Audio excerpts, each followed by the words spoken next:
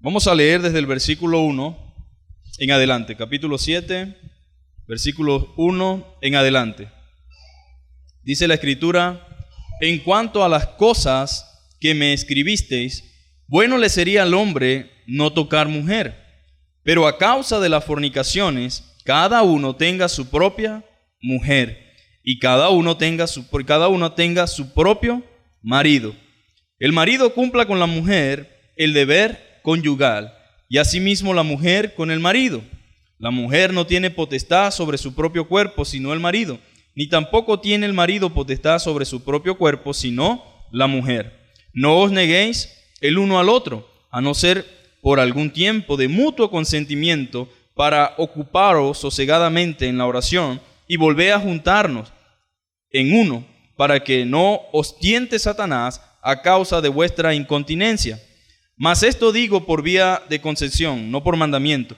Quisiera más bien que todos los hombres fuesen como yo, pero cada uno tiene su propio don de Dios, uno a la verdad de un modo y otro de otro. Digo pues a los solteros y a las viudas que bueno le fuera quedarse como yo. Pero si no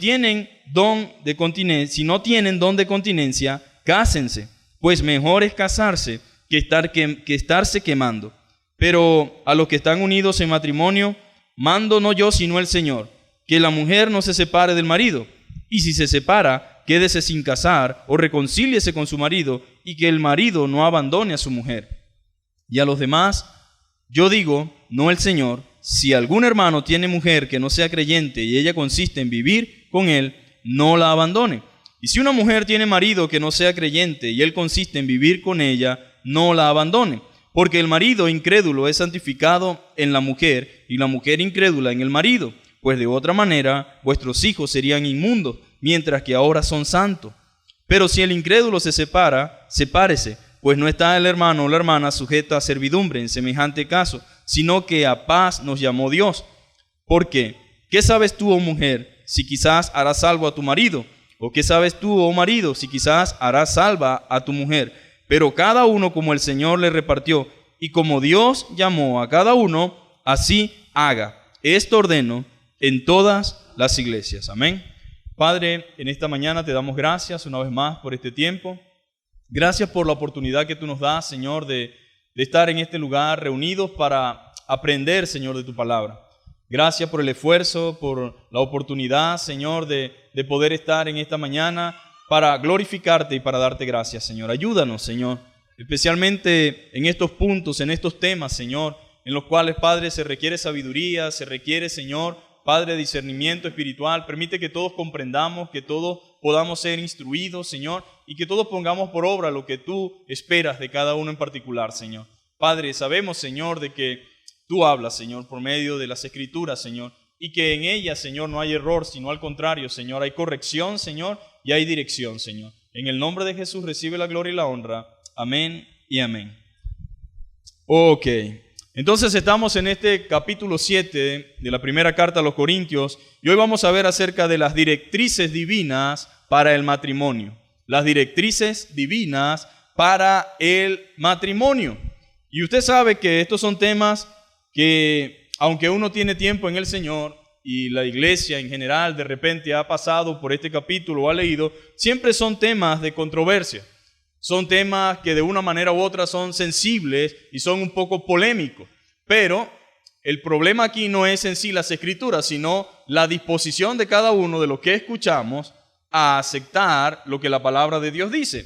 Sabe que existen personas que tuercen las Escrituras o que buscan de una forma u otra que las Escrituras digan lo que ellos quieren escuchar, porque de una u otra forma el tema quizás le atañe o le genera de cierto modo alguna situación.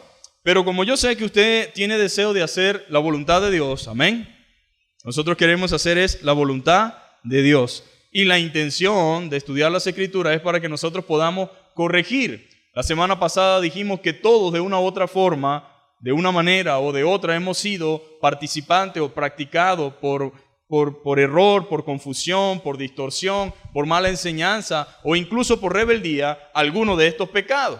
Pero la Biblia dice que nosotros éramos en otro tiempo, pero que ahora hemos sido lavados. ¿De dónde nos sacó Dios? De muchas cosas, de muchas situaciones. De manera que cuando se toca el tema de este capítulo 7, la intención del apóstol no es señalar, no es humillar, no es difamar, no es ver con desdén a otra persona, sino al contrario, ver cada situación según la necesidad. ¿Para qué? Para que exista una corrección. ¿Con qué finalidad o con qué intención? De que esta persona o este hermano o esta hermana o la persona que está quizás viviendo la circunstancia pueda tener a través de la palabra de Dios los medios necesarios para salir de allí, abandonar y corregir su vida. ¿Por el bien de quién? ¿De Dios o de quien está practicando estas cosas? Por el bien propio, por el bien nuestro. El fin de la Escritura es ayudarnos a nosotros a encontrar realmente el camino y el propósito de Dios para cada uno de nosotros. No es que realmente la intención de la carta es cuestionar o porque alguien pudiera de repente pensar o creer o ver. Si alguien pasara por allí o viniera por primera vez y no sabe lo que hemos venido hablando durante la semana pasada, pudiera pensar o creer que estamos nosotros de una manera despectiva hablando sobre ciertos temas. Y eso no es realmente lo que nosotros estamos tratando de hablar. Lo que estamos es enseñando lo que las Escrituras dice y cómo Dios provee el poder y la fuerza mediante su Espíritu Santo para que nosotros podamos vivir conforme a su palabra. ¿Cuál es la razón? Bueno, hay un problema. Su Biblia debe decir ahí en el subtítulo, problemas del matrimonio. Otras Biblias tienen otros títulos, pero en sí lo que este capítulo trata son una cantidad de temas. No es uno solo en particular. Engloba parte del matrimonio, pero habla también acerca de la soltería, habla en el caso de los divorciados, habla en el caso de los que están en fornicación, habla en el caso de cada circunstancia es diferente. Una iglesia tiene muchos miembros y tiene muchas circunstancias. Por lo tanto, yo no puedo sentar en esa silla a Juan Sánchez y decirle a Juan Sánchez lo mismo que le dije a Magali, a Petra y a Juana. ¿Por qué? Porque cada uno tiene problemas diferentes y situaciones diferentes. Y para eso, antes de decir cualquier cosa, tengo que saber cuál es su situación. Ahora, la palabra de Dios es clara, pero la aplicación de la palabra va a depender en gran parte de acuerdo a la situación. Todos no tienen la misma situación, todos no afrontan la misma circunstancia, pero para eso está la palabra. ¿Para qué? Para ser una guía, para ser un recurso, un manual que va a ser usado apropiadamente según sea mi necesidad. Amén. Entonces por eso se llama así la enseñanza, directrices divinas para el matrimonio, o mejor dicho, aclarando las dudas. Pudiera ser también aclarando dudas. ¿Qué está haciendo Pablo? Aclarando la duda. ¿De quién? De los hermanos. Ahora, en ese capítulo 1 empieza de esta manera: en cuanto a las cosas que me escribiste, bueno le sería al hombre no tocar mujer. Bueno, ¿y cómo es esto, no? Alguien pudiera preguntarse, ¿y qué está diciendo el pastor? Se volvió loco, ¿no? Sabemos nosotros que no es bueno que el hombre esté solo. ¿Quién dijo eso? Dios.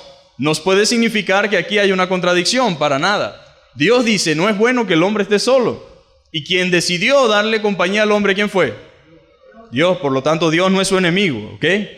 Cuando alguien se ve amenazado por el dedo de Dios, no piense que Dios es su enemigo. No, porque Él es quien ideó el hecho de que usted y yo podamos tener una esposa o un esposo, o que pueda tener su pareja. Fue idea de Dios. El problema está cuando nosotros estamos haciendo estas cosas aislados de la voluntad de Dios y fuera de lo que Dios planificó. Entonces, en la versión traducción viviente, este verso dice así: ahora, en cuanto a las preguntas que me hicieron, y quiero que entienda algo, Pablo no estaba hablando en contra de la iglesia, ni señalando a la iglesia, sino respondiendo las preguntas de la iglesia. ¿Se da cuenta que la cosa es diferente, no? Es diferente cuando alguien le está dando un consejo de acuerdo a su situación, a cuando alguien está señalando o hablando mal, sin conocer, sin saber.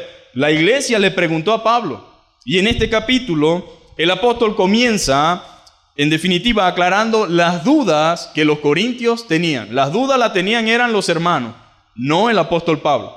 Las dudas las tenían la iglesia naciente de Corintios, porque aunque tenían más de 1 año y medio que había tenido Pablo allí, no es suficiente, hermano. En 1 año, en 5 años, en 10 años, uno no lo aprende todo.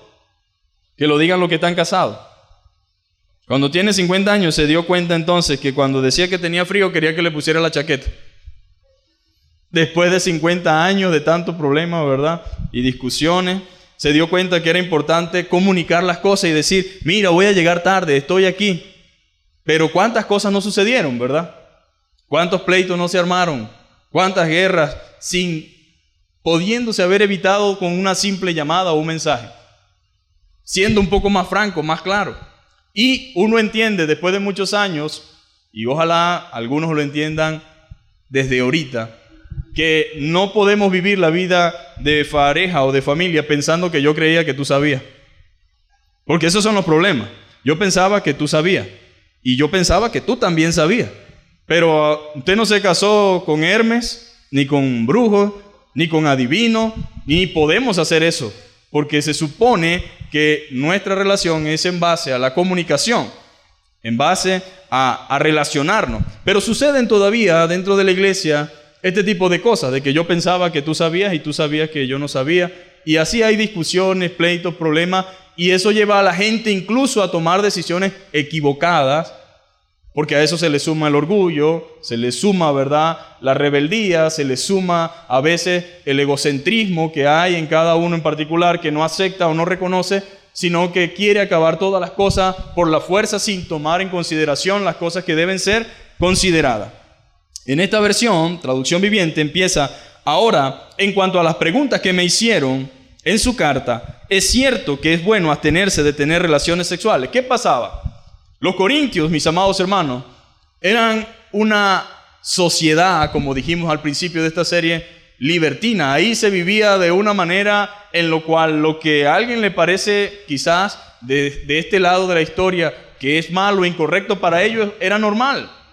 Para ellos formaba parte de su cultura, para ellos formaba parte de la vida diaria. Ellos crecieron viendo eso, ellos crecieron practicando eso, por lo tanto ahora llegan a Cristo y, bueno, es como cuando alguien ha sido inconverso toda su vida y ha sido un Don Juan y llega a Cristo y dice: pastor, ahora no sé cómo conquistar a una mujer cristiana porque en el mundo es diferente.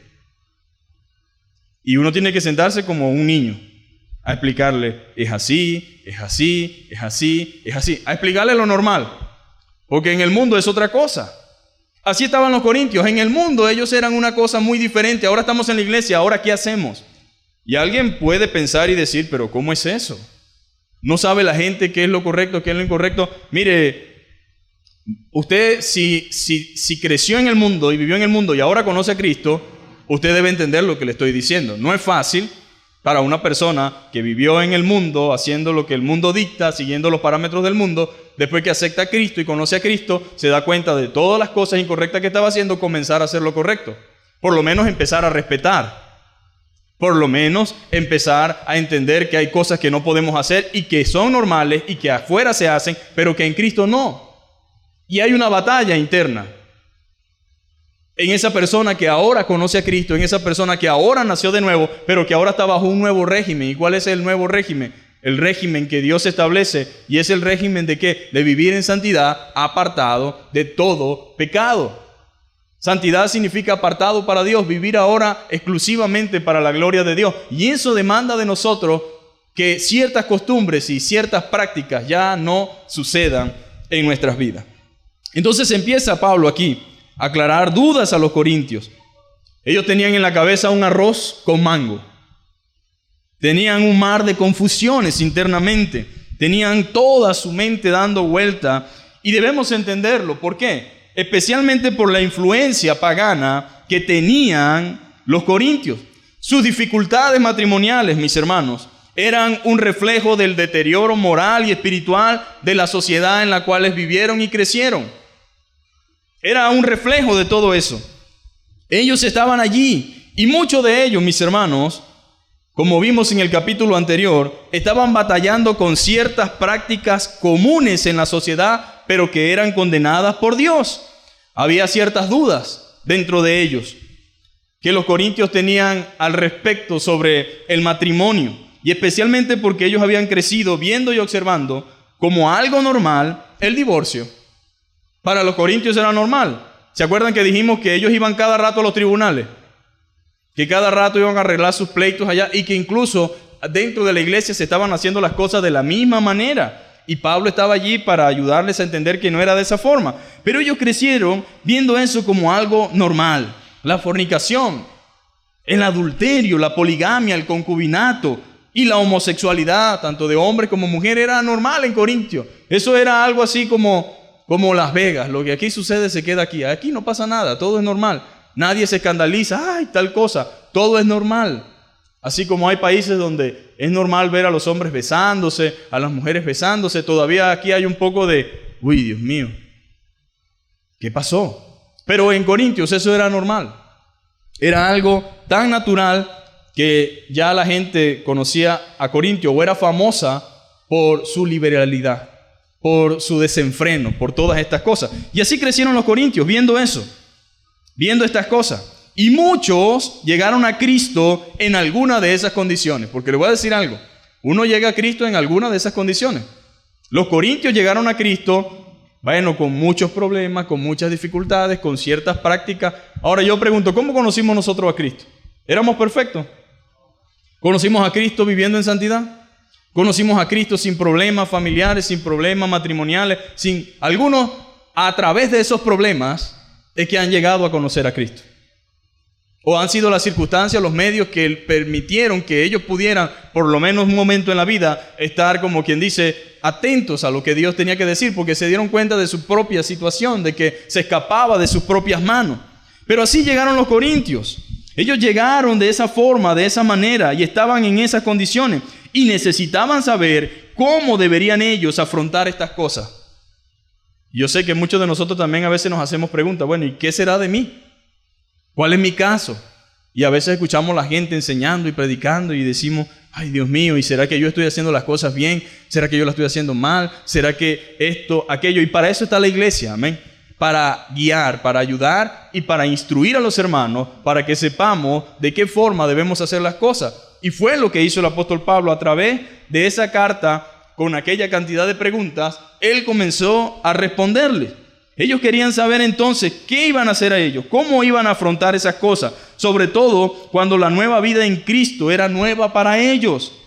Las preguntas eran, ¿qué voy a hacer yo ahora que soy cristiano o cristiana? Esa es la primera pregunta que uno se hace, ¿verdad? Y ahora que soy cristiano o que soy cristiana, ¿qué voy a hacer yo? ¿Qué pasará con mi mujer? ¿Qué pasará con mi marido? ¿Qué pasará con el hombre que tengo? Con esta relación, ¿qué hago si mi marido no es cristiano? Porque se supone que si él no es cristiano, debo dejarlo, dicen algunos. Y algunas iglesias hasta enseñan que sí, deja a ese hombre loco y búscate un marido nuevo. Pero eso no lo enseña Pablo. Pero ellos enseñan eso. No, lo que pasa, hermano o hermana, es que usted hasta que no deje ese hombre, esa maldición que carga encima, usted no va a prosperar ni va a ser bendecido.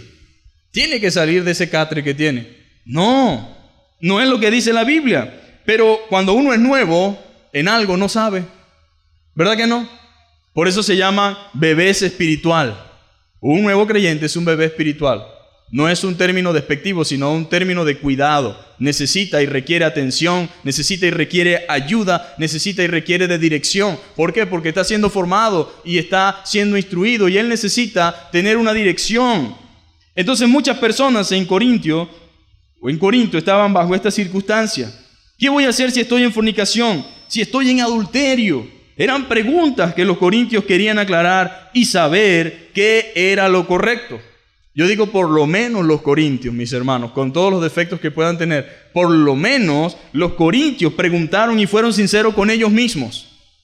Fueron sinceros con ellos mismos al reconocer que no sabían y que necesitaban ayuda. ¿Cuántos saben que necesitan ayuda? Algunos parecen que no. Hay gente que cree que sabe cómo solventar su problema y cómo relacionarse y qué es lo que tiene que hacer y por eso toman sus decisiones apresuradamente y como dicen, como Juan charraqueado sin consultarle a nadie y punto. Porque yo soy así. Y así se hacen las cosas a mi manera y a mi forma. No. Los corintios estaban mal, pero querían arreglar su situación. El problema no es fallar, el problema no es cometer un error, el problema es perseverar en el error y no hacer ni lo más mínimo por solventar mi situación. ¿Ustedes creen que Dios simplemente está allá en el cielo viendo cómo estamos o qué estamos haciendo y dice, quiero destruirlo? No, Dios está esperando y desea Y el anhelo de su corazón es que yo reconozca mi condición y me vuelva a Él de todo corazón y diga, Señor, aquí estoy, necesito tu ayuda, necesito que tú te glorifiques en mi vida, porque de esa forma y de esa manera, entonces puedo vivir para tu gloria y puedo realmente vivir la vida que tú esperas de mí. Y obviamente eso trae consigo un beneficio para mi propia vida personal. Pero mucha gente no es como los corintios. Mucha gente está mal y quiere seguir estando mal. Entonces cuando mandan una cartica como esta que envió Pablo, se ofenden, se molestan y dicen, así no son las cosas. Y si así es la cosa, entonces aquí no me verá más. Nos vamos de aquí porque no me gusta así, pues. ¿Qué es eso? Que tengan que decirme qué debo hacer y qué no debo hacer. Es un grave error. Las personas que siempre piensan que saben qué es lo que deben hacer y nunca aceptan el consejo que viene de parte de Dios, van rumbo a la miseria espiritual y rumbo a su propia tragedia como persona. Porque tampoco es que van a vivir de manera fructífera o provechosa su vida familiar o su vida. Va a ser un desastre, mis hermanos. Porque cuando usted huye de un lugar por los problemas que hay en ese lugar, usted arrastra consigo todos sus problemas. No crea que lo deja aquí y empiezo de nuevo. Es falso. Nadie empieza de nuevo. Mis problemas aquí se van conmigo para allá. Si me cambio de país, yo sigo siendo Jesús Roa. Y si cambia de hombre o de mujer, usted sigue siendo fulanita de tal. A veces el problema puede ser mi propia personalidad, mi propio carácter. Pero a veces nadie reconoce eso. Los divorcios existen sencillamente porque ninguno de los dos está dispuesto a reconocer su mal carácter, su mal comportamiento, su mala actitud, sino que dice, es él, es ella, es ella, es él. No, yo soy una mansa paloma. Yo simplemente soy un pan de Dios que cayó en las manos equivocadas. Y para usted de contar. Pero eso no es lo que dice Dios de nuestra propia naturaleza. Dice que el corazón es engañoso y perverso. ¿Quién lo conocerá? En las aguas mansas, dice el proverbio popular. Líbrame Dios, que de las bravas me libraré yo. Esa mujer es calladita, dicen algunos hermanos. Es mejor que sea sincero, hermano, y que hable duro así. Pero no, esas calladitas son peligrosas. Y así dicen, ay, no, esos hombres calladitos que se ven así, tú sabes, que no quiebran un plato, que son un motolito, pero dañan la vajilla completa. Esa es realmente los conceptos que nosotros popularmente manejamos, pero hay también cierta sabiduría y cierta realidad en estas cosas. Como los corintios, usted y yo necesitamos reconocer que requerimos de ayuda, y no de la ayuda de cualquiera, porque le voy a decir algo, hay amigos que tienen buenas intenciones, hay amigas que tienen buenas intenciones, pero nos aconsejan mal. Déjalo, no sigas con él, tú eres tonta. Oh, hombre, no, chico, deja esa loca. Búscate una mujer que en verdad te quiere y que te acepta como tú eres, ¿vale? ¿Por qué tú tienes que cambiar? Ya te conoció así. Y así están los amigos, los consejeros matrimoniales que tenemos. Pero los corintios fueron a la persona correcta. La persona correcta no significa aquí el pastor o los que están aquí al frente. Significa que la persona correcta es el Señor. Y que a través de su palabra va a darnos la palabra apropiada que requerimos o que necesitamos para que nuestra situación cambie. Yo quiero cambiar mi situación para mejor, amén. Pero no quiero quedarme así de la forma en que estoy. Entonces ellos pidieron ayuda. Y ojalá todos nosotros podamos tener esa actitud de ¿qué? De preguntar y buscar las respuestas de parte de Dios para nuestras situaciones. ¿Cuántos están buscando respuestas de parte de Dios para su situación? Créame. Ese es el mejor consejo que usted puede escuchar. No le haga caso a las voces de alrededor. Y mucho menos a personas que tienen 3 divorcios. ¿Quién me va a aconsejar? ¿Quién me puede decir? ¿En qué forma me puede ayudar? Entonces, siempre las personas que están a nuestro alrededor, o casi siempre, porque no siempre es así, que están a nuestro alrededor, quieren decirnos cómo deben ser las cosas y ellos no están funcionando. Entonces, una alerta es, ya va, pero ¿qué estoy haciendo yo? ¿Cómo se supone que mi amiga, que sabe lo que significa estar soltera, sola, todo lo que eso trae consigo, me va a aconsejar a mí a que pase por lo mismo? Si cuando la gente está en droga y quiere a otro, no le dice, no, tómate esto para que te alivies. Por lo menos dice, ni se te ocurra. Y si es un hijo, si es un familiar, menos. No, esto no te va a ayudar en nada, esto destruye. Mírame cómo estoy yo. Si está todavía con con algo de cabalidad en la mente, ¿no? Lo mismo sucede con respecto al hogar, a la familia, al matrimonio. Necesitamos escuchar las voces de parte de Dios, la voz de Dios a través de su palabra y a través de personas que de una u otra manera no son perfectos, pero están luchando y batallando por llevar la vida que Dios espera de cada uno de ellos. Porque todos tenemos luchas. Yo quiero que usted sepa que el pastor tiene luchas en su hogar, en su familia, y está constantemente pidiéndole a Dios, ayúdame, auxíliame. Mi esposa pidiéndole a Dios, nosotros orando cómo criar a nuestros hijos y cómo conducirnos. Porque no hay realmente tal cosa como algo que sea una fórmula A más B más C, se transforma en esto y eso felices. No hay absolutamente nada. Porque el matrimonio es una vida de sacrificio, una vida de compromiso, una vida en la cual yo tengo que ponerme por debajo para que ellos avancen y viceversa. El matrimonio está compuesto de perdón. Y eso tiene que entenderlo, todo lo que estamos aquí. Sin perdón no hay matrimonio que dure. Sin perdón no hay manera de que subsista una familia, un hogar. ¿Ustedes creen que la gente tiene 50 años de casado, 60 años de casado porque son orgullosos y nunca se han atrevido a perdonar nada? Si esa almohada hablara, ¿no? Si esa persona contara cómo es que ha funcionado su matrimonio durante todos esos años, yo creo que muchos de nosotros, oye, abriríamos los ojos y diríamos, no, pero ¿qué me pasa a mí? Pues yo estoy equivocado, así no funcionan las cosas.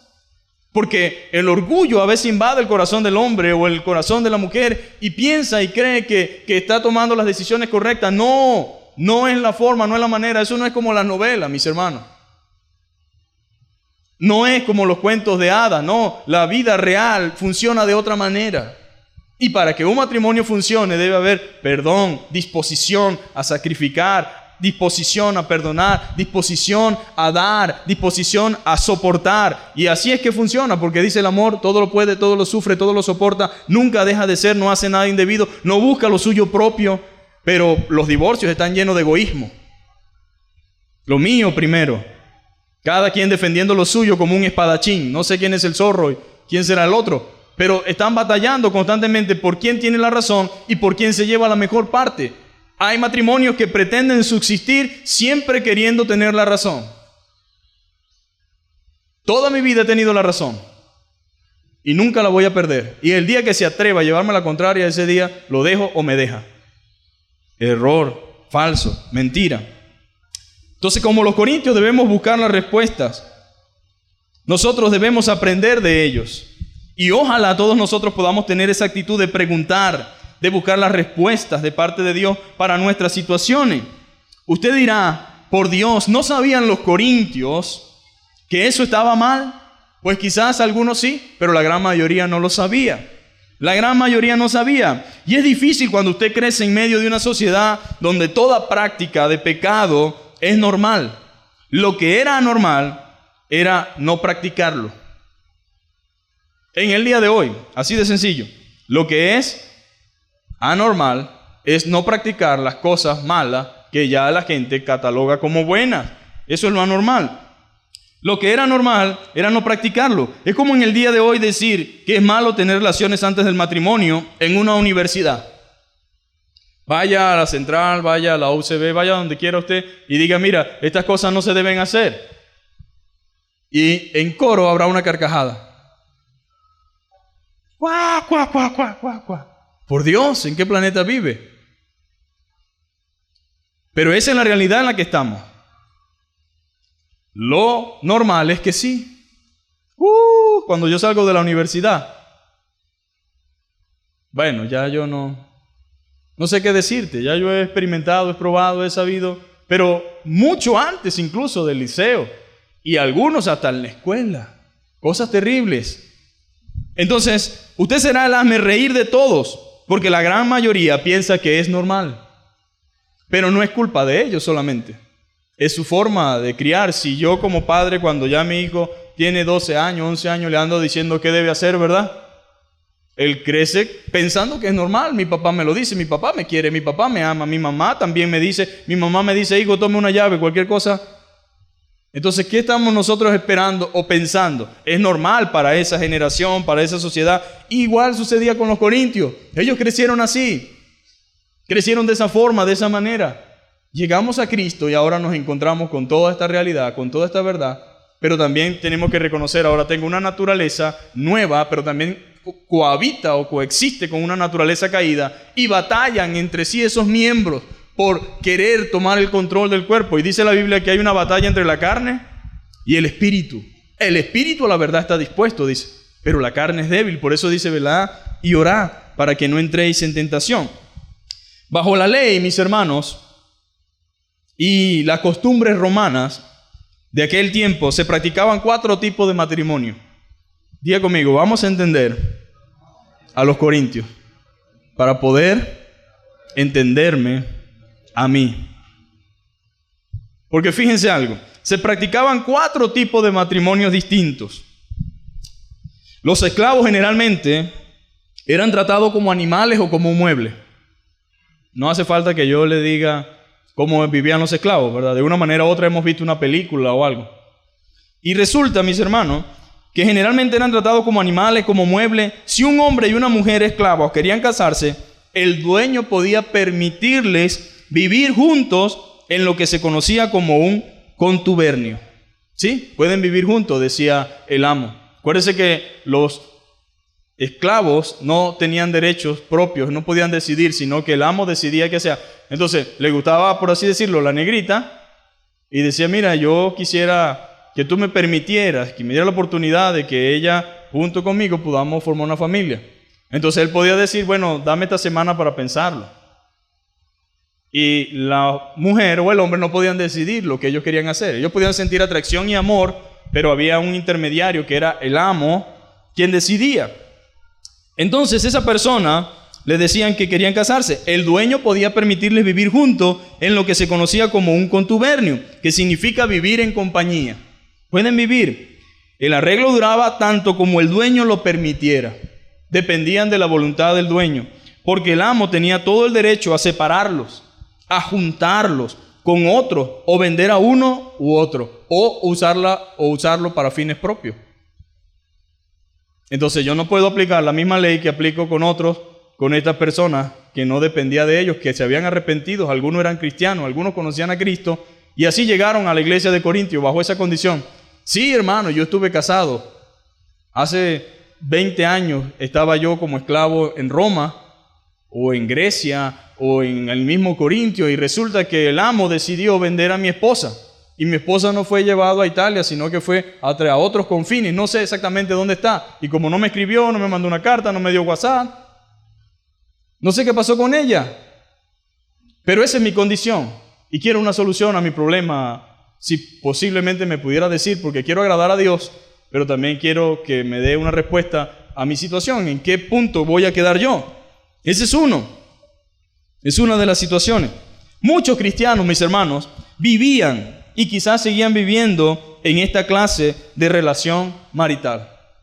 Número 2, estaba el segundo tipo de matrimonio, lo que llamaban usus, que era una forma de relación matrimonial consensual, mediante la cual se reconocía como esposa o esposo a un hombre y a una mujer después de haber vivido durante un año. Después del año, sí, ellos son esposos, pero antes del año no son absolutamente nada. Había otro tercer tipo, y eso lo puede buscar en la historia romana, no hace falta de que solamente lo busque a través de la palabra. Existe, ya hay escritos, y cuando usted estudia la ley romana posiblemente le toque ver alguno de estos puntos que estamos tocando. Un tercer tipo era el compendio, in manum, que era un arreglo. ¿Quién hacía ese arreglo? Era el arreglo que hacía el padre. Este era un tipo de relación acerca de un arreglo mediante el cual el padre vendía a su hija a un marido en perspectiva. Bueno, ¿qué me ofrece fulano? ¿Qué me ofrece fulano? Para darle mi niña, pues, para darle mi señorita, para darle mi hija en casamiento. Y luego, aparte de ese, estaba otro tipo que es el más elevado, y este tiene que ver con el conferriatio. El conferriatio es, por así decirlo, el tipo de matrimonio que nosotros conocemos. Pero en el conferriatio era un tipo de relación o de matrimonio más elevado. Los patricios, que eran los padres, los que fundaron Roma, ellos, junto con los nobles, se casaban en un servicio llamado conferriatio, sobre el que se basa la ceremonia matrimonial cristiana que conocemos en el día de hoy. Era pagano. porque era por un sacerdote de Júpiter o una sacerdotisa, era algo totalmente pagano. La iglesia cristiana lo tomó, lo cristianizó, la reforma también lo trajo y lo terminó de reformar y transformar. Por eso a veces nosotros nos escandalizamos. Ay, se casó Juan Sánchez, no hizo nada, no hizo una cosa así extravagante, no usó tal cosa, un velo blanco, porque la gente tiene la idea de que eso representa algo de pureza. Alguien puede ser tan oscuro y tan sucio con un buen traje blanco, pero no lo hace puro ni blanco delante de Dios. Entonces es un error pensar que tenemos que seguir cierto patrón para que sea algo bíblico. Primero, eso no está en la Biblia. Los judíos no se casan como nosotros estamos acostumbrados a ver los casamientos, si al caso queremos parecernos a lo más posible a lo que dice la Escritura. Entonces alguien puede casarse por civil y en el patio de su casa ir a un pastor y allí hacer una oficialización de su ceremonia y están casados delante de las autoridades y delante de Dios y no hay ningún rollo. Y puede que no use un vestido blanco, ni un velo, ni nada, pero se convierte y se transforma en un matrimonio ante los ojos de Dios y ante los ojos del mundo. Entonces, importante que nosotros, mis hermanos, comprendamos bien lo que las Escrituras dicen. Ahora, ¿por qué el verso 1 comienza con estas cosas hablando al respecto? Primero, la Biblia dice, ¿verdad? En cuanto a las cosas que me escribiste, bueno le sería al hombre no tocar mujer. Tocar mujer es un eufemismo. Algunos dirán el tocadito, ¿no? Dirán, ay, no puedo tocarla. No se refiere a eso. No crea usted que en la Biblia son tan... No, la Biblia es más clara que mucho de lo que nosotros conocemos. Los tabúes los creamos nosotros en base a lo que las Escrituras dicen. Pero la Biblia es muy clara. La palabra conocer en la Biblia se refiere a la intimidad entre un hombre y una mujer. Y entonces conoció a su mujer y dio a luz un hijo. Significa estuvieron juntos. No significa, hola, ¿cómo estás? Muy bien, ¿y tú? Chévere. Y así nació fulano. No. Tuvieron que cohabitar juntos, tuvieron que tener una profundidad, una conexión allí, ¿verdad? Entre ambos cuerpos para que pueda salir un niño. Bueno, de la misma manera, Pablo dice, bueno, le fuera al hombre no tocar mujer. Es un eufemismo, ¿qué? Que significa una palabra, una expresión más suave o decorosa con que se sustituye otra considerada tabú o de mal gusto o grosera o demasiada franca. Ahora, eso no significa que Pablo les hablaba a los corintios como que si no sabían nada. Porque los corintios sabían mucho, mis hermanos. Más bien había que ponerle un alto a los corintios para que no volaran en imaginación. Esto lo hicieron los traductores de la Biblia porque nosotros somos una sociedad, y especialmente de este lado del mundo, muy, ¡ay Dios! ¿Qué es eso? ¿Cómo es posible que hablen esas cosas, verdad? Entonces se usa esa frase para dar a entender claramente que se refiere a la relación sexual entre un hombre y una mujer. Ahora, Pablo dice que es bueno que el hombre se pudiera abstener de relaciones sexuales, es decir, no casarse o ser soltero. Pablo estaba diciendo, es bueno que el hombre pueda quedarse así, soltero, sin casarse. Es bueno que el hombre pueda dedicarse a las cosas de Dios. Acuérdense que él está respondiendo una pregunta. La pregunta debió haber sido, yo no me quiero casar, me quiero quedar soltero. Como muchos ilusorios que hay por allí que dicen, no, yo me voy a quedar solo. Sí, yo sí me quedo solo. Yo no necesito de hombre, ni necesito de mujer. No, yo me quedo solo. Se queda solo por un tiempo, pero luego se va a dar cuenta de que le saltará la liebre, como dicen en México, ¿no? Y cuando le salte la liebre ya no habrá más nada que hacer. Entonces, muchos estaban así, viviendo ilusoriamente en Corintio. Ay, ahora somos cristianos. No. Esa inmundicia, perversión sexual, esas impurezas, yo jamás las vuelvo a practicar. Yo de ahora me consagro para Dios. Y me quedo solo viviendo en santidad y en pureza y ya y más nunca. Porque había una perversión de la sexualidad y el extremo a lo que habían llegado y caído era en ver el sexo o la sexualidad como algo malo, desagradable, impuro y que me apartaba de Dios. Hasta no hace mucho, muchos hermanos decían, mire, las relaciones sexuales tienen que ser un día a la semana. En algunos casos, una vez al mes. Y cuidado, hermano, y cuidado, hermana. Y de eso se han hecho chistes de mal gusto, pero que no son realmente solamente chistes que alguien concluyó, sacó. Fueron experiencias de personas que tristemente, bajo un desconocimiento de la palabra de Dios, fueron de una u otra forma afectados por otros bajo una enseñanza errónea. ¿Y cuántos matrimonios no se han destruido porque el esposo no es cristiano y entonces la hermana no usa afeitadora, la hermana no se arregla, la hermana no se acomoda? Entonces el hombre dijo, yo tenía una esposa muy bonita y ahora no sé si estoy casado con Tarzán. Pero mi esposa no era así. Ella era bonita. Cuando yo la conocí, era sensible, se cuidaba. Ahora tengo, no sé, un hombre que la veo y le rozo el pie y siento que, ¿qué pasó aquí? Porque no usa absolutamente nada. No puede cuidarse porque alguien le dijo que una mujer de Dios no hace eso. Algo parecido sucedía en Corintio. Habían unos que se habían introducido y decirle, el cuerpo no es para esas cosas. De aquí en adelante ustedes deben vivir apartados de todo eso. Tienen que apartarse de ese mundo así, asado. Y comenzaron a confundir a los pobres corintios que como estaban empezando en la vida cristiana, ¿qué creen ustedes que iba a pasar? Iba a haber confusión. Y Pablo le dice, mundo, mis muchachos, bueno le fuera al hombre no tener nada que ver con relaciones sexuales.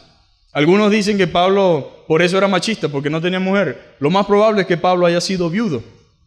Porque para pertenecer al Sanedrín, al que Pablo perteneció, se requería haber tenido o ser cabeza de familia. Haber gobernado algo pequeño, por lo menos. Y él estuvo allí.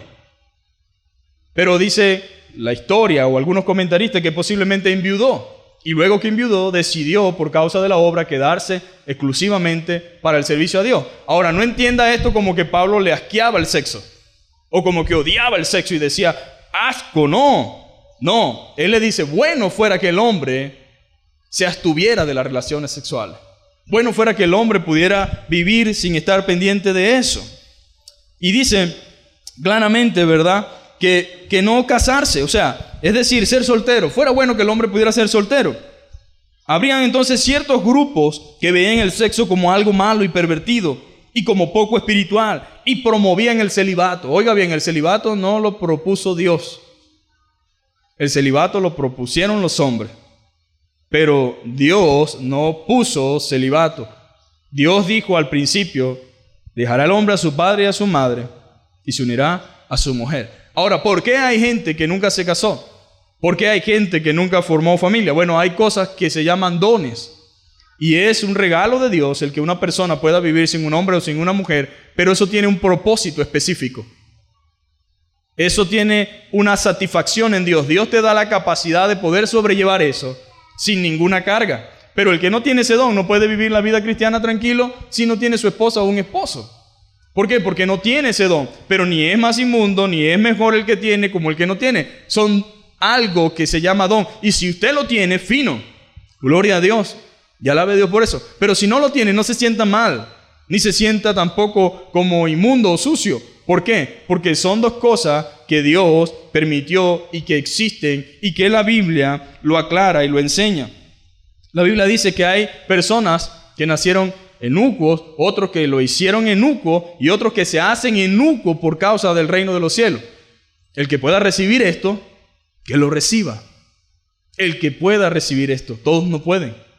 Todos no podemos. Además, imagina que todos fuéramos celibatos. ¿Dónde estarían los nietos? ¿Dónde estaría la multiplicación? Porque uno de los propósitos del matrimonio es fructificaos y multiplicaos. No es que seamos un acure, sin fundamento, sin cuidado, sin atención, sin estar como quien dice pendiente de lo nuestro, porque hay personas también y hermanos en Cristo que lo ven de esa manera, pero no son responsables. ¿Y dónde está la palabra que dice que debemos proveer para nuestra casa? Que debemos estar pendientes de nuestros hijos, que debemos ser proveedores, no proveedores de muchachos solamente, sino proveedores de sustentar a esos muchachos. Pero como le digo, mis hermanos, si no hay un equilibrio en la enseñanza de la palabra de Dios, habrá un desastre. Habrá un desastre y será muy lamentable. Entonces, él no promovía el celibato, sino al contrario. Esta gente pensaban que el sexo era malo, pervertido, poco espiritual, promovían el celibato, pero Pablo le responde que eso sería bueno, pero no es lo único tampoco. Estar soltero tiene sus beneficios y es bueno. Sobre todo cuando la gente está brava en la casa, ¿verdad? Dice, ay, me hubiese quedado soltero. ¿Para qué me casé? Dicen algunos hombres y algunas mujeres. Pero eso es solamente en el momento.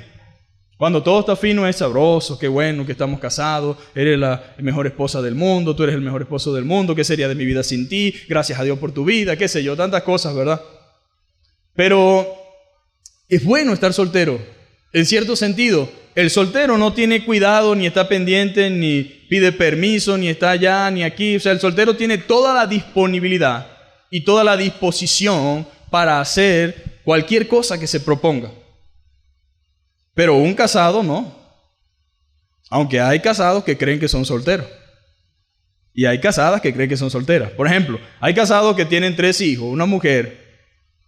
Y entonces salen con cosas a estas alturas de la vida que para qué tengo que pedirle permiso o por qué tengo que informar dónde estoy. Pues se supone que somos una familia, tus hijos están preocupados, yo me preocupo, si no ha llegado algo pasó. Y pretenden llevar una vida como de pavo de 17, de 18, que puede ir a todas partes, a todos lugares sin informar, porque se supone que yo no ando haciendo cosas malas. Y bueno, y si no ando haciendo cosas malas, ¿por qué no las dice? O viceversa. O que a mí nadie me dice qué debo hacer. No, si usted se casó, usted se sometió a alguien y viceversa. Somos sometidos el uno al otro. O sea que no le dé pena que le digan sometido ni sometida. Estamos voluntariamente en amor, de acuerdo a la palabra de Dios, sometidos el uno al otro. Amén. Así lo enseña la palabra de Dios. Entonces, es bueno estar soltero, tiene su beneficio. Pero también estar casado también es bueno, no es una maldición, como algunos parece que ven eso en el día de hoy. ¡Ay, te vas a casar! Con 24 años, tan joven. Tienes que vivir la vida. Cuando estés aporreado, machucado, maltratado, entonces te casas. Pregunto yo, ¿a qué edad entonces se puede casar uno? Porque los españoles con 40 años están haciendo un máster. Entonces no pueden tener hijos porque es un estorbo. Pero aquí no somos ni españoles, algunos no han hecho ni el bachillerato. Aquí son otras cosas, ¿verdad? Que le aterra a la gente, el compromiso. Se va a acabar la guachafa. Me tengo que enseriar, dicen unos hombres. Si usted no es serio ahorita, ni que se case, amigo o amiga. Porque eso no tiene que ver con eso. Eso no me hace a mí un buen hombre, una buena mujer, o un hombre santo, o una mujer santa. Usted se casa y sigue siendo la misma persona, que tiene un compromiso mayor delante de Dios y que ahora tiene una responsabilidad. Y no solamente eso, sino que tiene problemas e implicaciones incluso legales. Es otra cosa. Pero la voluntad de Dios es que el hombre pueda realmente entender que, y la iglesia, pues, tanto los corintios como nosotros entendamos que ser soltero es bueno. Y estar casado es bueno. Él estaba diciendo, amigos, esa pregunta que ustedes me están haciendo y están proponiendo es buena, pero quiero que entiendan una cosa, también es bueno estar casado. ¿Por qué es bueno estar casado? Bueno, la Biblia lo enseña, Génesis 2:18. Vamos a ver qué dice Génesis 2:18. Yo sé que usted lo sabe, pero a veces se nos olvida. Génesis capítulo 2, versículo 18. Según la Biblia, dice, y dijo Jehová Dios, no es bueno que el hombre esté solo. Esa frase es interesante. No es bueno que el hombre esté solo. Y luego dijo Dios que le haré ayuda idónea para él. O sea que no hay nada más triste, ¿verdad?, para el ser humano que estar solo. Salvo que sea que tenga el don de Dios para vivir su soltería con propósito, porque tampoco es que la vida de la persona en celibato, por así decirlo, que es una persona apartada con algún fin para Dios, está solo porque anda solo por la vida dando lástima, ay, no tengo quien me acompañe, no tengo quien me ayude, ay, yo pobrecito, y todo el mundo lo ve con lástima. No, es una persona llena de gozo, alegre, servicial, entregada, se ama la obra, disfruta su vida y no siente lástima ni envidia por los casados. Eso es una cosa muy distinta al que está solo por carácter, por malcriadez, por orgullo, porque él es así, porque, bueno, no fue que Dios te dio ese don. Hay cosas también que suceden en la vida de muchas personas porque no pueden vivir con otra persona porque nadie está dispuesto. Nada más la mamá es la única que se cala esas cosas, mis hermanos. Pero no todo el mundo está dispuesto a convivir con un individuo o con una individua malcriada, grosera, que no se comporta, que no se ajusta, que no se somete, que no se sujeta. Esa persona va a estar solo, pero no me diga que es celibato, porque no lo es. Entonces hay que analizar las cosas desde una perspectiva bíblica. Amén. Pero Dios dijo que no era bueno que el hombre estuviera solo. Todas las personas necesitan compañía. Y Dios estableció el matrimonio para ser, entre otras cosas, el medio más satisfactorio y común de compañía. Pablo está diciendo que tanto lo uno como lo otro era bueno. Amén. Y gloria a Dios que fue así. Es bueno el matrimonio, es maravilloso. Para los casados es bueno que recordemos el propósito del matrimonio. No en lo que estamos viviendo ahorita, sino que recordemos el propósito del matrimonio. Porque lo que estamos viviendo ahorita no es el verdadero matrimonio en algunas ocasiones. Es que nos hemos desviado del propósito del matrimonio. Pero el matrimonio es una institución establecida por Dios. Y es santa. Cuando Dios ve un matrimonio conformado como Él ve, Él lo ve ahí santo. Aunque uno de los cónyuges no sea creyente, pero Dios ve en ese cónyuge y en esas personas que están conviviendo dentro del marco del matrimonio algo santo. Muchos tenían una idea errada sobre el matrimonio, pero el matrimonio es bueno y fue propuesto por el Señor. Él es el autor. Sin embargo, Pablo dice, verso 2, aquí no se acaba la cosa. En el verso 2 dice lo siguiente. Primero el 1 dice, de acuerdo a la pregunta que me hicieron en su carta, es cierto que es bueno abstenerse de tener relaciones sexuales. Sin embargo, ese sin embargo cambia la cuestión aquí de lo que Pablo está diciendo. Ese sin embargo, que en su Biblia lo dice de manera diferente, pero quiere decir lo mismo, en el capítulo 7, verso 2, pero a causa de las fornicaciones, dice su Biblia, ¿verdad? Es bueno que el hombre no tocase mujer, pero a causa ¿de qué? De las fornicaciones. Cada uno tenga su propia mujer y cada uno tenga su propio marido. Cada uno tenga su propia mujer y cada una tenga su propio marido. Y fíjense qué interesante. En esta versión dice, sin embargo, dado que hay tanta inmoralidad sexual, porque la expresión de la palabra fornicación, vimos lo amplio que era, ¿sí o no? Dijimos que no era el soltero que tenía relaciones antes de casarse, implica muchas cosas. Y en algunas versiones la palabra fornicación significa prostitución. Las personas iban a recurrir de una manera u otra a la satisfacción de sus necesidades físicas, a la satisfacción de sus necesidades de la carne, de su naturaleza. Y entonces Pablo dice, bueno hermano, eso que ustedes están proponiendo está muy bien. Sin embargo, dado que hay tanta inmoralidad sexual, ¿se acuerdan de que en el capítulo anterior el capítulo 5 decía, hay uno que vive con la madrastra, que es la mujer de su padre? Imagínense ustedes. O sea que pretender creer y negar lo que la Biblia dice es un grave error. Dado que hay tanta inmoralidad sexual, cada hombre debería tener su propia esposa y cada mujer su propio marido. Es lo más sano, es lo normal. Cada uno tenga su propio esposo, su propia esposa. No hay ningún problema con eso. A causa de las fornicaciones, cada uno tenga su propia mujer y cada uno su propio marido. Es bueno estar soltero, dice Pablo. La independencia, las posibilidades de servir a tiempo completo en la obra. Pero a causa de las fornicaciones, es mejor que cada uno se case. Ay, gloria a Dios. Amén. Qué bueno que se puede la persona casar. Pues al final, no es pecado. Los que estaban viendo como que hay el matrimonio y la unión conyugal de manera desagradable, dice Pablo, no, es mejor que se casen. A la final no es pecado. El peligro de la fornicación es una tentación constante para hombres y mujeres solteras. Bueno, cuando uno está pequeño es una cosa, son otras cosas, pero a medida que las personas van avanzando, son otras situaciones. Y Pablo dice, o aclara que es una tentación constante. ¿Por qué? Porque se está bombardeando, especialmente en una sociedad donde constantemente se están bombardeando a la mente y las posibilidades para fornicar están abiertas. Cualquiera puede cometerlo. Oportunidades hay ampliamente de hacer estas cosas. Y la sociedad, de una manera u otra, contribuye o ayuda a que estas cosas sean posibles. Eso pasaba en los Corintios, mis hermanos. Pasaba constantemente, pero también pasa hoy en nuestra sociedad. Y Pablo aconseja, es mejor casarse, mis hermanos.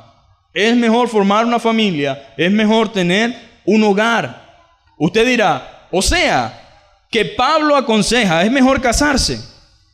Usted dirá que la única razón para casarse es solo evitar la fornicación, ¿verdad? Porque pareciera que estuviera Pablo diciendo eso. O sea, que él está diciendo, para que se acabe la fornicación voy a casarme ya. Pero nosotros sabemos que una relación no consiste de solamente de tener relaciones sexuales. Uy, no, si la relación se sustentara de eso, mire, ya muchos no estuviéramos casados. Porque hay periodos y hay etapas en la vida donde eso forma parte, pero no lo es del todo. O sea que eso no es lo que sustenta realmente una relación. Pablo no estaba diciendo eso, mis hermanos. Ni quiero que malinterpretemos lo que Pablo está diciendo. Pablo no está hablando de eso, no es lo que él quiere decir. No es lo que él está enseñando. Algunos dirán, ¿está Pablo entonces solo viendo el matrimonio como una válvula de escape? No, no es eso. Pablo tenía muy claro la profundidad del matrimonio. Él fue el que escribió Efesios capítulo 5. Y desde el versículo 15 en adelante usted verá cómo él dice que el esposo debe amar a la esposa y cómo realmente él debe sustentarla, cuidarla. O sea que él tenía muy claro el concepto del matrimonio. Él estaba claro. El propósito aquí es hacer ver la realidad de las tentaciones sexuales.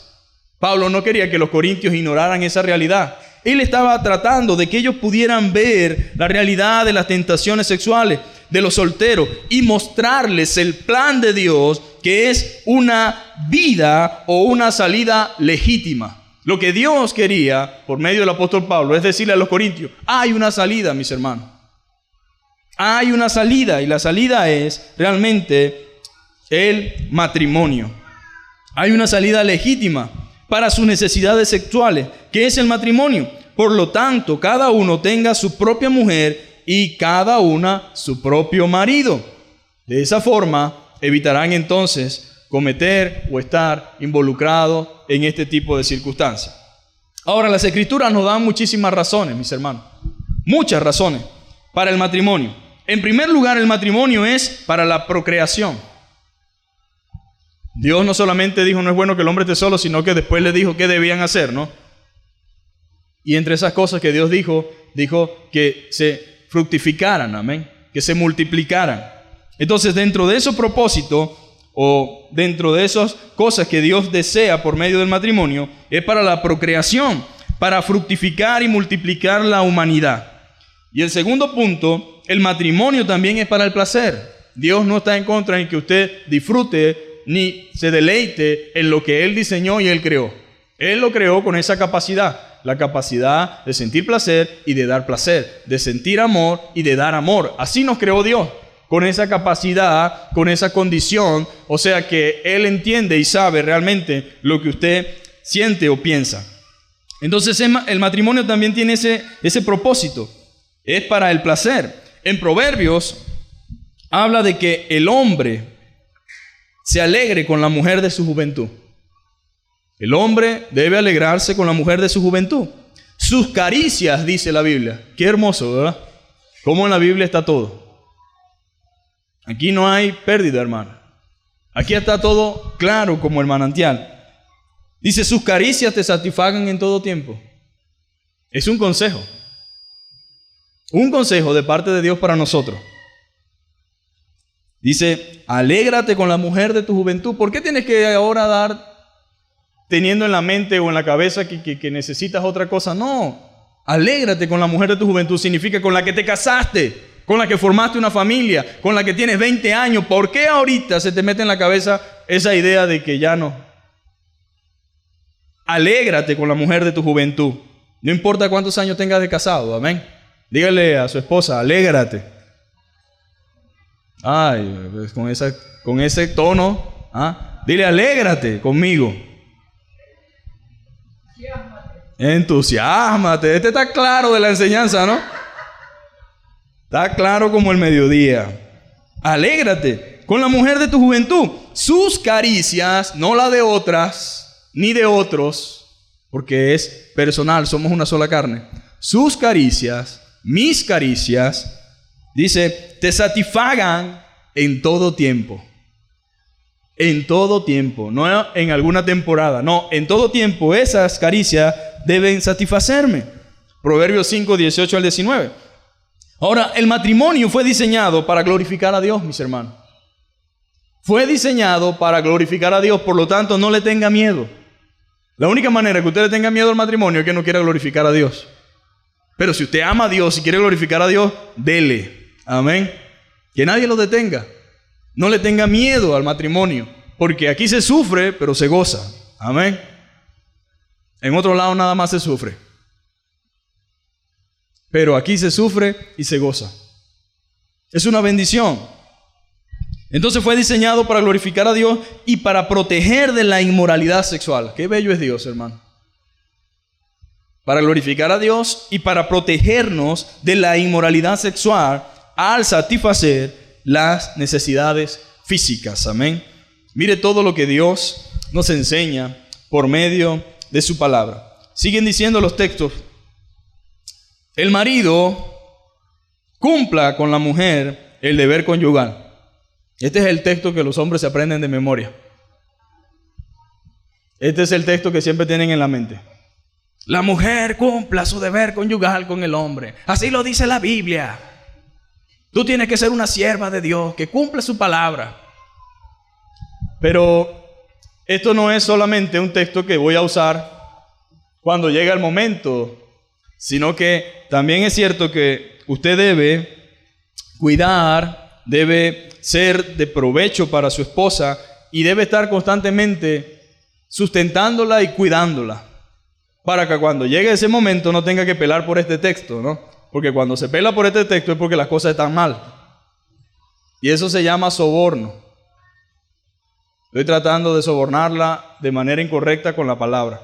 Estoy dando un mal uso de la escritura, manipulándola con la palabra. ¿Sí o no? ¿Y cuánta gente no manipula a su esposa con esto? Hay violaciones con este texto. Porque el hecho de que alguien viva con otro, pero a la fuerza, eso no funciona. Ni es la voluntad de Dios. Pero hay personas que lastimosamente están siendo maltratadas simplemente por este texto. Entonces, Pablo dice, mire, yo estoy consciente, claro, de que a causa de las fornicaciones cada uno tenga su propia mujer y cada una tenga su propio marido. Pero el marido cumpla con la mujer el deber conyugal. Un hermano me dijo, oye hermano, creo que ese texto, fíjate que dice el marido cumpla. O sea que nosotros siempre estamos más bien del otro lado. Nunca estamos promoviendo eso. O sea, más bien nos exige a nosotros que debemos cumplir el deber conyugal. Porque él veía como que si estaba primero era porque el hombre casi nunca quería. Yo le digo, no hermano, no significa eso. Que esté adelante o después no quiere decir nada. Lo que está hablando es de el deber y la responsabilidad que cada uno debe tener. Y dice claramente que el marido cumpla con la mujer el deber conyugal. Y asimismo la mujer con el marido. Ahora, esto es interesante. Y no vamos a poder avanzar más hoy, pero quiero que la semana que viene usted pueda venir, amén, para ver qué sigue, para ver qué dice la palabra, para que podamos ir juntos de la mano, para que podamos realmente ser edificados a través de la palabra. Mire, cuando la Biblia dice el marido cumpla con la mujer el deber conyugal y la mujer cumpla el deber conyugal con su marido, está diciendo realmente que ni yo me pertenezco a mí mismo, ni ella se pertenece a sí misma. Cuando yo estoy unido en sagrado matrimonio o dentro, ¿verdad?, de lo que la Biblia establece, yo vivo para ella, ella vive para mí, yo soy de ella y él es mío. Ahí en Cantar de los Cantares dice, yo soy de mi amado y mi amado es mío. O sea, nos pertenecemos mutuamente. Y Pablo recomienda, y qué triste, ¿verdad?, que muchos matrimonios se han dañado por el simple hecho del egoísmo y la manipulación. ¿Cómo funciona esto? Incluso cristianos, ¿no? Nosotros estamos hablando con Corintios. Los Corintios eran una iglesia, nosotros estamos hablando afuera. Estamos hablando con los creyentes. Hombres y mujeres que de una u otra manera controlan o buscan tener, por así, una ventaja sobre el otro a raíz de la sexualidad. Como diciendo, si tú no me das, si tú no me traes, si tú no haces esto, si tú no haces aquello, entonces tú sabes, yo, nada que ver. A algunas les funciona por un tiempo, pero van camino a la ruina. Van camino a la ruina. Otras veces es el hombre. Hay personas que han planificado su divorcio. ¿En qué sentido?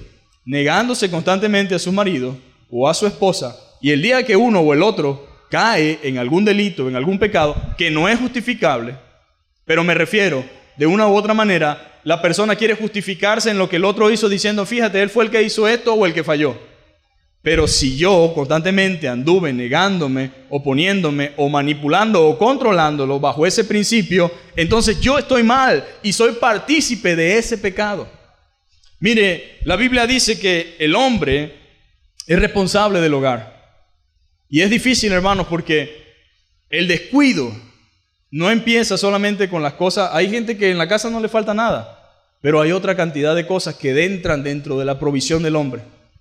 No es decir, ahí hay harina, ahí hay arroz, ahí hay carne, hay comida, ahí hay todo, a ti no te falta nada. No es suficiente eso, porque el hombre no solamente es responsable de proveer las cosas materiales, sino también las condiciones emocionales. El hombre debe proveer no solamente lo material, sino lo emocional y lo espiritual. Usted debe proveer todas esas cosas. Incluso cuando uno de los cónyuges falla, o en el caso, si llegase a fallar, su esposa, el hombre es responsable, porque eso no sucede de la noche a la mañana. Hay una gran cantidad de cosas que tienen que haber sucedido y pasado para que se llegue a ese punto. Pero usted es responsable de cuidar su huerto, de cuidar su jardín, de cuidar el lugar donde Dios lo ha puesto. Y debe ser vigilante y reconocer que muchas veces esto tiene como resultado de nuestra desobediencia. Entonces dice, la mujer no tiene potestad sobre su propio cuerpo, sino el marido. Ni tampoco tiene el marido potestad sobre su propio cuerpo, sino la mujer. Bueno, vamos a dejarlo hasta aquí. La semana que viene vamos a seguir con el verso 5 o del 4 en adelante. Pero quiero invitarle a que se ponga de pie. Amén.